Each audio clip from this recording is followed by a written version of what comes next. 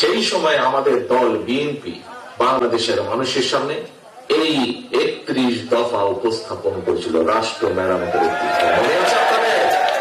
মনে আছে আপনাদের? আচ্ছা, মনে অবশ্যই আছে আপনাদের, আমি জানি।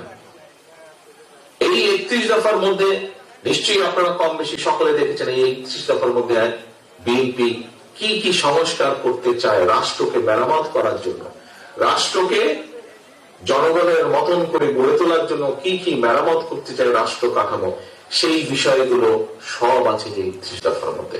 আজকে যদি আপনি আপনার দলের এই 31 দফা এবং অন্তর্বর্তীকালীন সরকারের যে সংস্কার কমিশন আছে সে তাদের বক্তব্য যদি থাকেন, দেখবেন যে প্রায় সবগুলো বিষয়, 2-4টা হয়তো এদিক ওদিক থাকতে পারে, কিন্তু সবগুলো বিষয়ে মিলে যাচ্ছে।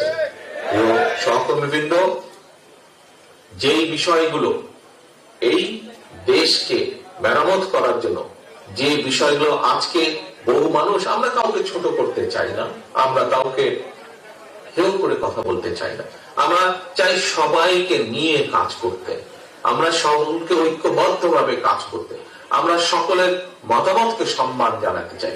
কিন্তু গত 6 মাস 1 বছর ধরে যারা সংস্কারের কথা বলছেন, তাদের বহু আগে আপনি সংস্কারের কথা বলেছেন। যারা আজ সংস্কার এই সংস্কার হতে হবে, ওই সংস্কার হতে হবে, এইভাবে যারা বক্তব্য দিচ্ছেন, তাদের বহু আগে আপনারা এই যে ঘরে যারা আপনারা বসে আছেন, আপনারা যারা শহীদ জিয়ার সৈনিক, আপনারা যারা দেশটি খালেদা জিয়ার সৈনিক, এই আপনারা আজকে থেকে 2.5 বছর আগে সংস্কারের কথা বলেছিলেন।